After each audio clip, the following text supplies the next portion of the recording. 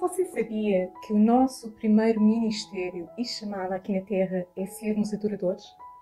Jesus falou que o Pai busca algo precioso na Terra e aquilo que Ele busca são verdadeiros adoradores que o adorem em espírito e em verdade. Então ser um adorador é um estilo de vida.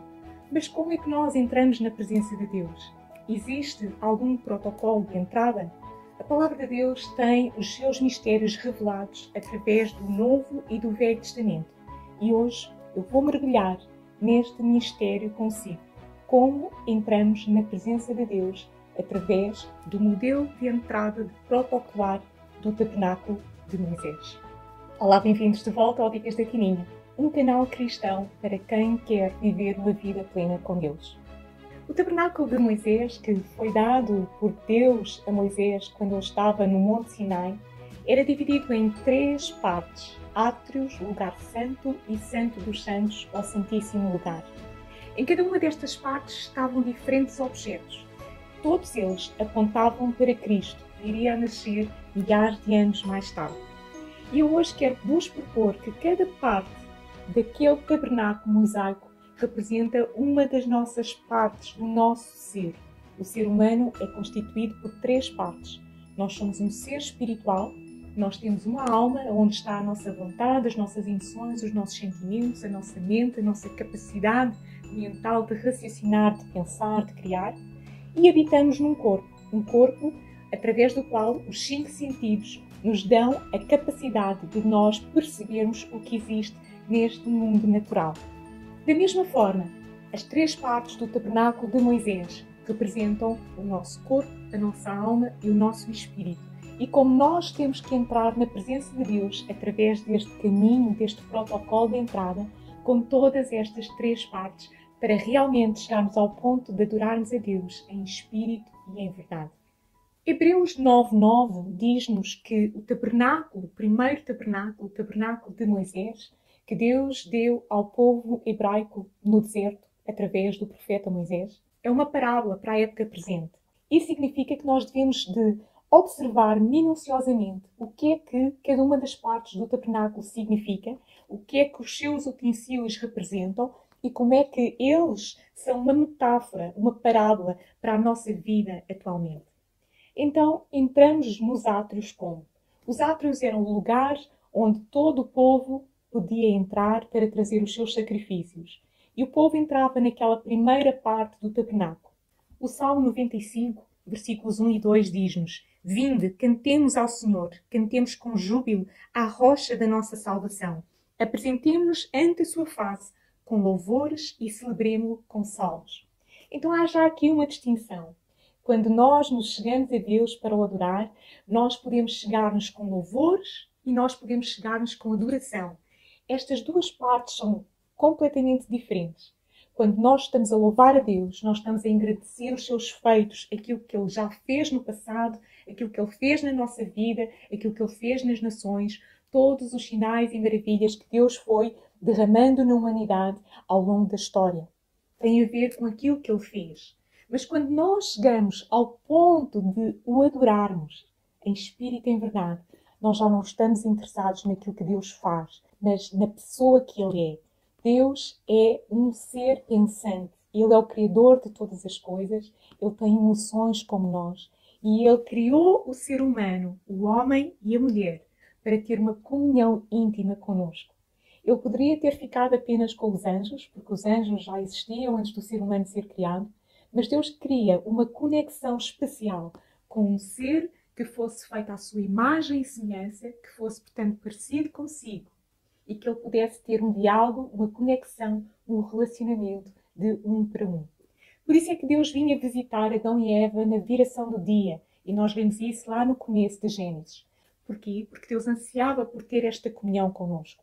Deus não criou robôs. Deus não criou pessoas sem vontade, sem livre-arbítrio. Ele deu-nos a capacidade de nós escolhermos se queremos seguir na vida com Ele ou sem Ele. E se queremos ser adoradores em espírito e em verdade ou se queremos ser apenas consumidores de tantas outras coisas que se tornam falsos deuses na nossa vida. Sim, nós podemos adorar o trabalho, Podemos adorar o cônjuge, podemos adorar os filhos, podemos adorar o status social, podemos até adorar ministério. Mas tudo isso são meras sombras de quem Deus é. E é a Ele, somente a Ele, que nós devemos realmente adorar em espírito e em verdade. Porque Ele é o único que é digno de receber todo o nosso louvor, toda a nossa adoração, toda a nossa entrega, com tudo o que nós somos, com tudo o que nós temos, com tudo aquilo que nós ansiamos ser. Ele é o nosso passado, o nosso presente e o nosso futuro. Porque Ele é o Alfa e o Ômega, o princípio e o fim. Deus esteve lá no início de todas as coisas e Deus trará para sempre, na eternidade. E se nós entrarmos neste protocolo, nós podemos participar um dia da sua glória vindoura, quando nós estivermos com Ele.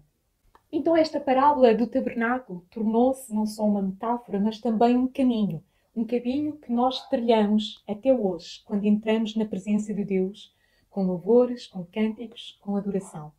Hebreus 10:19 diz-nos que nós hoje, pela nova aliança, nós temos a ousadia de entrar no santuário, no Santo dos Santos, o santíssimo lugar, aquele lugar mais secreto que estava no tabernáculo. E eu já vou explicar que lugar era esse. Pelo sangue de Jesus, porque o sangue de Cristo derramado na cruz tornou-se o único e suficiente sacrifício para nós termos acesso a Deus. Pelo novo e vivo caminho que Ele nos consagrou, isto é, pela sua carne. E tendo um grande sacerdote sobre a casa de Deus, cheguemos com verdadeiro coração, com inteira certeza de fé, tendo o coração purificado da má consciência e o corpo lavado com água limpa. Retenhamos firmes a confissão da nossa esperança, porque fiel é o que prometeu. Mais uma vez, nós vemos aqui que nós nos chegamos a Deus com todas as partes do nosso ser, espírito, alma e corpo. E curiosamente, o tabernáculo de Moisés tinha 3 portas. A primeira porta, que dava acesso do povo à zona dos átrios, chamava-se o caminho. A segunda porta, que dava acesso à zona do santo lugar onde só entravam os sacerdotes, chamava-se a verdade. E a terceira e última porta, que dava acesso ao santíssimo lugar, um lugar onde só o sumo sacerdote entrava uma vez ao ano, no feriado nacional do Dia da Expiação, para fazer a apresentação da expiação por todos os pecados da nação. Essa porta chamava-se a vida. Lembra-se do que é que Jesus disse no Evangelho de João? Eu sou o quê? Eu sou o caminho, eu sou a verdade e eu sou a vida. Então Jesus é estas 3 portas que já estavam representadas ali no tabernáculo de Moisés. O tabernáculo tinha ainda 4 cores que também apontavam para Jesus como nosso sacrifício pascal, nosso Rei, nosso Senhor. Essas 4 cores eram o azul, que representa, obviamente, o céu. E qual é o Evangelho que aponta para Jesus como o Filho de Deus? É o Evangelho de João, que apresenta Jesus não apenas como um ser humano, mas um ser divino. E por isso João começa o seu Evangelho dizendo: no princípio era o Verbo, ou a Palavra, e a Palavra estava com Deus, e a Palavra era Deus. Então, o azul aponta-nos para as coisas celestiais. E esta cor presente no tabernáculo mostra-nos e relembra-nos que nós devemos focar o nosso espírito, a nossa alma e o nosso corpo, não nas coisas deste mundo, mas nas coisas da eternidade, olhando não para as coisas que são temporais, mas para aquelas que são eternas e que vão subsistir para sempre. A segunda cor era o branco. E o branco tem a ver, obviamente, com pureza, com nós levarmos uma vida de santidade diante de Deus, uma vida íntegra, uma vida de ética, uma vida de moral, uma vida de retidão e justiça. Porquê? Porque nós já fomos justificados através do sacrifício de Jesus na cruz. E o seu sangue, quando nós o aceitamos como o único e vivo véu, o único e vivo caminho, como eu li aqui em Hebreus, que nos dá acesso a Deus Pai, nós nos tornamos justificados e santificados pelo sangue de Jesus. Não porque nós somos boas pessoas ou porque fazemos boas ações, não. Nós devemos fazer boas ações porque fomos justificados pela fé, pela graça em Cristo Jesus. A única maneira de nós sermos salvos é aceitarmos pela fé o sacrifício de Cristo na cruz. Mas esta cor branco, que significa pureza, está descrita em qual dos evangelhos? Está descrita no Evangelho de Lucas. O Evangelho de Lucas apresenta Jesus como o último Adão, aquele que, apesar de ser homem, viver como um homem, porque ele era 100% Deus e 100% homem, ele viveu na terra sem qualquer pecado. E por causa de ele não ter pecado, é que ele pôde ser o sacrifício perfeito que morreu pelos nossos pecados, pelos seus, pelos meus, pelos pecados de toda a humanidade, de todas as pessoas, homens, mulheres e crianças que já existiram neste planeta, que estão hoje vivos na Terra ou que ainda virão a nascer. Jesus pagou o preço último pelo nosso pecado. E quando eu digo pecado, eu refiro-me a tudo aquilo que nos afasta e desagrada a Deus. Não apenas as coisas más que nós consideramos as coisas piores da sociedade. Qualquer independência que nós tenhamos de Deus, qualquer decisão, qualquer vontade, qualquer pensamento, intenção, palavra ou ação que nós façamos fora da vontade de Deus, isso pode ser um pecado na nossa vida. É duro? Sim. Mas Jesus veio como o Cordeiro Pascal, porque Ele é aquele que tira o pecado do mundo. E Ele é aquele que nos justifica e nos vai glorificar diante do Pai quando um dia nós estivermos diante de Deus, se nós tivermos vivido aqui na terra segundo a sua vontade. A terceira cor era o carmesim. E o carmesim aponta-nos para a expiação. O carmesim é aquele vermelho de sangue. É aquele vermelho que representava não só os sacrifícios no tabernáculo de Moisés, mas no Novo Testamento aponta-nos para o Evangelho de Marcos, onde nós vemos Jesus, o servo. Jesus viveu toda a sua vida aqui na Terra e, sobretudo, os seus 3 anos e meio de ministério. Ele viveu em prol de ajudar os outros, de ajudar o próximo, de curar, de libertar, dar alento, de fortalecer, de ensinar a palavra, de confortar, de perdoar pecados. Ele viveu em função das pessoas, não em função de si mesmo. Ele próprio disse: eu não vim para ser servido, mas eu vim para servir. Por isso é que ele nos deixou aquele exemplo máximo antes da sua crucificação, na sua última ceia, quando ele vai tomar a ceia com os seus 12 discípulos e não há ali ninguém para lavar os pés aos discípulos que vinham com os seus pés empoeirados da poeira das estradas que não eram asfaltadas como as nossas estradas atualmente. E ele tira a sua túnica, ele se ajoelha, toma uma bacia, toma uma toalha e ele lava os pés imundos dos seus discípulos, ensinando-lhes que ele, apesar de mestre, ele tinha vindo para servir. Da mesma maneira, quando nós temos essa atitude no nosso coração, nós nos dispomos com os nossos talentos, com os nossos bens, com tudo aquilo que nós temos e tudo aquilo que nós somos, a viver em prol do próximo, a nossa vida se torna muito mais rica, muito mais realizada e muito mais abençoada. Porque nós não estamos centrados no nosso ego, nós não estamos egocentrados, nós não estamos virados para dentro, mas nós estamos virados para suprir as necessidades daqueles que estão à nossa volta. E a quarta e última cor é o roxo. E o roxo aponta para a realeza. E claro, Jesus era rei e ele é rei e ele será sempre rei. Na verdade, ele é o rei dos reis e o senhor dos senhores, como a Bíblia nos diz. E claro, aqui temos que apontar para o Evangelho de Mateus, porque o Evangelho de Mateus aponta para Jesus como o rei dos judeus. Por isso é que Mateus tem a preocupação de começar o seu Evangelho com o quê? Com a genealogia de Jesus, para provar que ele era da realeza, que ele era da casa de Davi, que na sua linhagem estavam as profecias a ser cumpridas. Porque Jesus não só é rei celestial, mas ele é descendente do rei Davi. Sobre este rei, a nação de Israel teve a maior prosperidade da presença de Deus, que brilhava através do tabernáculo davídico para toda a nação através de Sião. Então olhemos agora para as 3 partes do tabernáculo e como elas nos apontam para as 3 partes do nosso ser. E comecemos pelos átrios que equivalem ao nosso corpo. Para nós entrarmos na presença de Deus, nós não entramos só com a alma, só com o espírito. Obviamente que nós temos que trazer o corpo também. Porquê? Porque é o corpo que transporta a alma e o espírito humano. Então o Salmo 100, versículo 4 diz-nos: entrai por suas portas com ação de graças e nos seus átrios com hinos de louvor. Rendei-lhe graças e bendizei-lhe o nome. Na zona dos átrios, e lembremos que os átrios estão em representação do nosso corpo, estavam dois objetos muito sugêneres. Estes objetos, pela sua simbologia, revelam-nos aqui segredos de como é que nós nos aproximamos de Deus. O primeiro objeto era o altar de bronze, ou o altar do holocausto. Este altar era feito de uma madeira dura, era impermeável e valiosa, que se chamava madeira de acácia. E pensa-se que talvez fosse desta árvore, da acácia, que tenha sido feita a coroa de espinhos que colocaram em Jesus. Esta acácia síria, que é chamada Spina Christi, é uma árvore dura, é uma árvore cheia de nódulos e que produz uns espinhos. Quando colocaram aquela coroa de espinhos na cabeça de Jesus, ele ficou disforme, porque quanto mais os espinhos se cravavam na sua fronte, mais a sua cabeça inchava.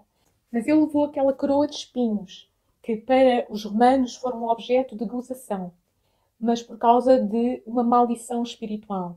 Jesus foi chicoteado 39 vezes antes da própria crucificação. E dizem os teólogos que um homem mediano aguentava cerca de 10 chicotadas dadas pelo chicote romano. Porque o chicote romano tinha nas pontas de cabedal ossos ou pontas de metal que, quando entravam na carne, elas entravam e rasgavam a carne ao sair. Então, tanto a cabeça como o rosto, como as costas de Jesus ficaram completamente disformes. Mas por que é que ele aguentou todo este sacrifício mesmo antes da crucificação? Isaías 53 dá-nos a profecia que nos prova porque é que ele aguentou este sofrimento atroz. Verdadeiramente, ele tomou sobre si as nossas enfermidades e as nossas dores levou sobre si. E nós o reputámos por aflito, ferido de Deus e oprimido.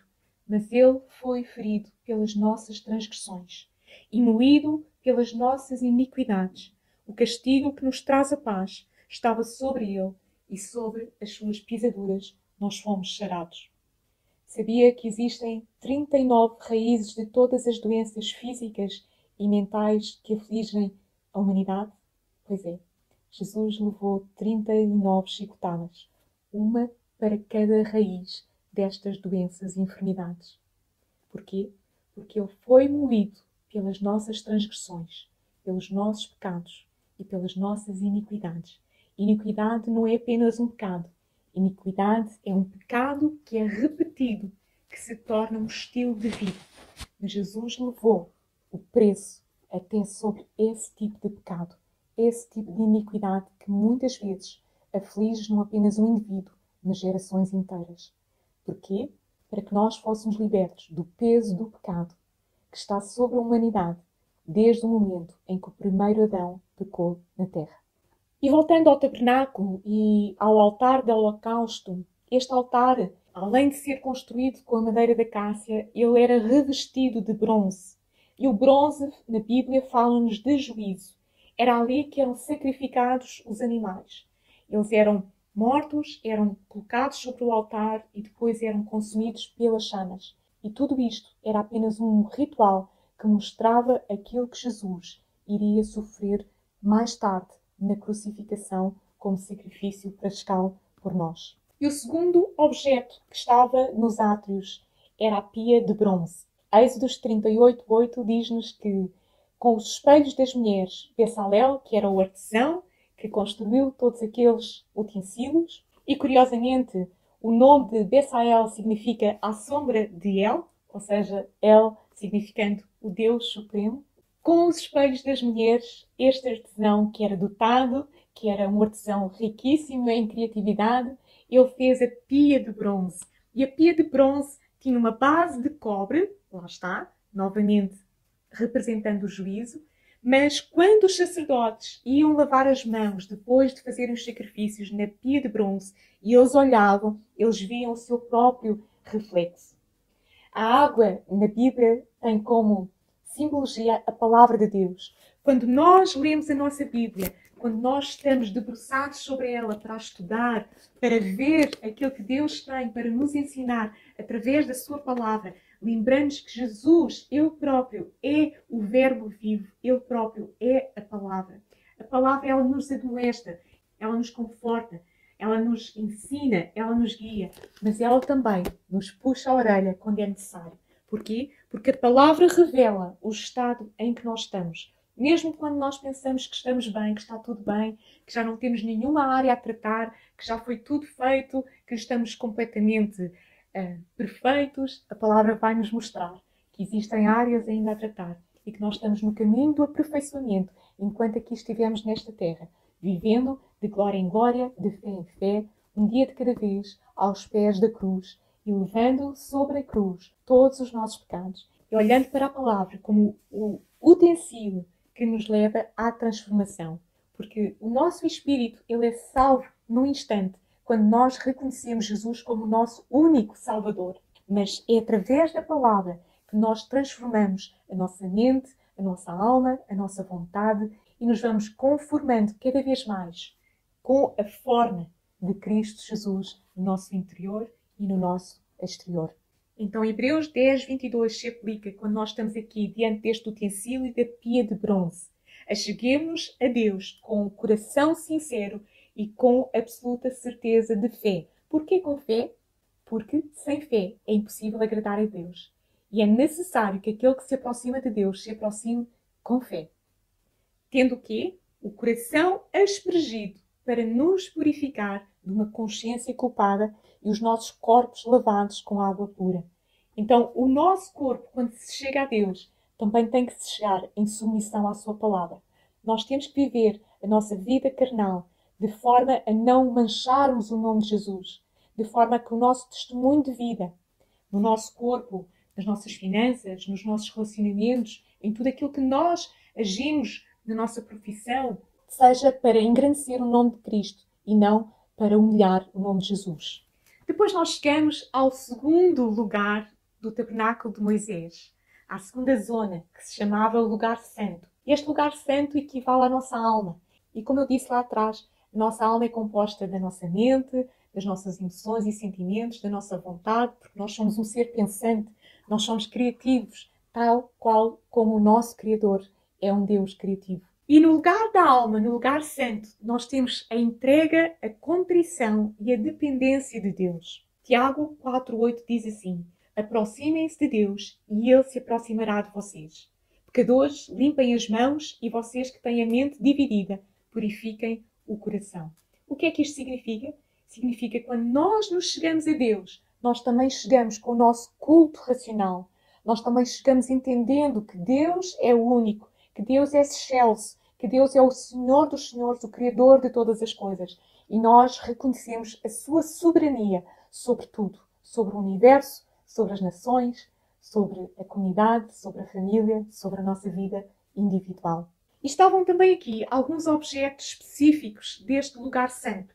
O primeiro dos objetos era a mesa dos pães. Lemos em Êxodo 37, 10 a 16. Bezalel fez depois uma mesa de madeira de acácia, revestiu-a de ouro puro, fundiu para a mesa 4 argolas de ouro, para por elas passarem os varais. Fez também de ouro puro os pratos, as colheres, as jarras, as taças, para as ofertas de líquidos. Esta mesa dos pães, ela tinha 1 metro de comprimento, por 50 de largura e 75 centímetros de altura. Ela também era feita de madeira, mas ao contrário das peças que estavam fora nos átrios, aqui as peças do lugar santo, todas elas eram revestidas de ouro. Porquê ouro? Porque o ouro aponta para tudo o que é divino, para tudo o que é puro, para tudo o que é incorruptível. Dentro de nós, dentro do nosso espírito, habita o Espírito Santo para aqueles que já reconheceram Jesus como Salvador. E, portanto, quando nós chegamos a esta zona do lugar santo, nós já estamos ali diante do divino. Já estamos a entrar num reino que não é apenas carnal, que não é apenas tocado com os 5 sentidos, do toque, do paladar, da audição, da visão, do tato, do cheiro. E porquê a mesa dos pães? Lá está, novamente, porque aquela simbologia dos pães estava ali para nos lembrar que nós temos que nos alimentar diariamente, renovar diariamente a nossa vida e a nossa mente, a nossa alma, com a palavra de Deus. E quem é que é o pão da vida? O próprio Jesus disse: eu sou o pão da vida, e quem se alimenta de mim jamais terá fome. e quem beber das águas vivas que correrão do seu espírito jamais terá sede. Por isso é que quando ele tem um encontro com a mulher samaritana lá no poço, ele lhe diz: se tu beberes da água viva que eu tenho para te dar, tu nunca mais terás sede, porque eu sou o pão da vida, eu sou a água viva. E quando ela entendeu que estava diante do Messias, diante daquele que tinha sido prometido durante milhares de anos, ela não só se rendeu a ele, mas ela foi de volta para a sua aldeia e ela trouxe a aldeia em peso para todos verem aquele homem que não apenas era um profeta, mas era o Filho de Deus encarnado. E no lugar santo estão mais 2 utensílios. E o próximo que vamos ver é o candelabro. O candelabro, ou menorá para os judeus, era uma peça única de ouro. Êxodo 37, 17, 24 diz assim: Bezalel fez também o candelabro de ouro puro, trabalhado a martelo. A base, a haste, os cálices, os botões e as flores do candelabro formavam uma única peça. Fez também de ouro puro 7 lâmpadas, os espevitadores e os apagadores. Utilizou uns 30 quilos de ouro puro. Este candelabro tinha 7 braços, e lembrem-se que Deus criou todas as coisas em 6 dias e ao 7º ele descansou. E tinha 18 flores de amendoeira, que simbolizavam o quê? Os 9 dons do Espírito e os 9 gomos do fruto do Espírito.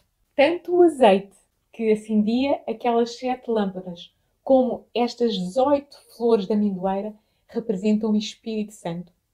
Jesus é a luz do mundo e a Igreja deve ser também luz e sal na terra, à semelhança do Senhor que serve. Mas o candelabro lembra-nos que nós devemos olhar para Jesus como a nossa luz, mesmo quando os nossos dias estiverem nas trevas mais profundas. O nosso louvor e a nossa adoração deve exaltar Jesus como a nossa luz, e a sua luz, ela dissipará todas as trevas. E por fim, ali, no lugar santo, no lugar da nossa alma, estava o último utensílio, o altar de incenso. E o altar de incenso lembra-nos que todos nós temos que viver vidas de oração, vidas de intercessão. Nós somos chamados a ser intercessores por este mundo.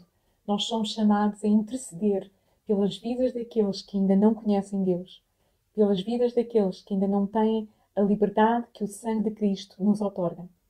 Bezalel fez o altar de incenso com madeira de acácia. Revestiu de ouro puro todos os lados e os cantos. Os varais foram feitos de acácia e revestidos de ouro. Bezalel fez também o óleo santo de consagração e um incenso de perfume puro, como fazem os perfumistas. Era neste altar de incenso que os sacerdotes colocavam o incenso para arder continuamente diante da presença de Deus. Esta peça media 50 centímetros de comprimento por 50 centímetros de largura e tinha 1 metro de altura.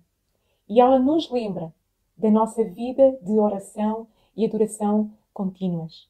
Como nos ensina a palavra de Deus em 1 de Tessalonicenses 5, 17 a 19, nós devemos fazer o quê? Orai sem cessar. Em tudo, dai graças, porque esta é a vontade de Deus em Cristo Jesus para convosco. E não extingais o Espírito. Então estão a ver com estes utensílios e estas diferentes divisões do tabernáculo têm a ver com a nossa vida atual? Tem tudo a ver com a forma como nós entramos na presença de Deus? Nós começamos a entrar na presença de Deus com o nosso corpo, nós trazemos o nosso corpo à comunhão com Deus, quando fazemos o nosso devocional diário ou quando vamos à igreja.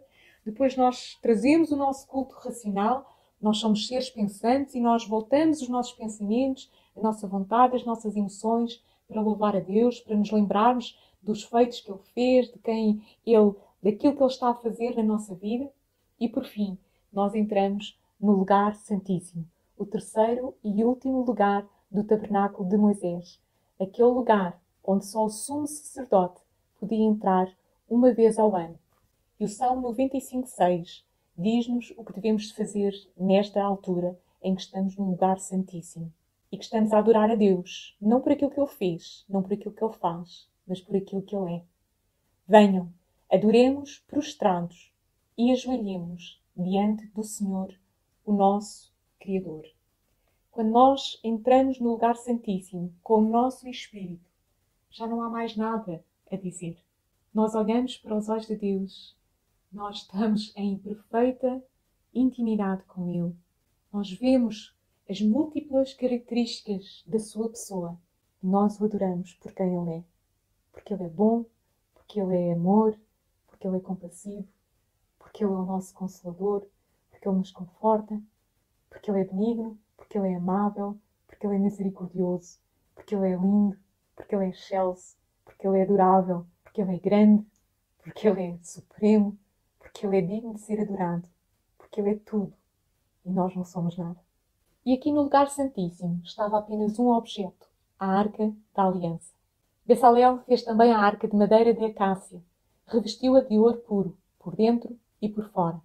Fez também por cima da arca uma cobertura de ouro puro, com 2 querubins de ouro, trabalhados a martelo de uma só peça, inclinados por cima de toda a cobertura da arca.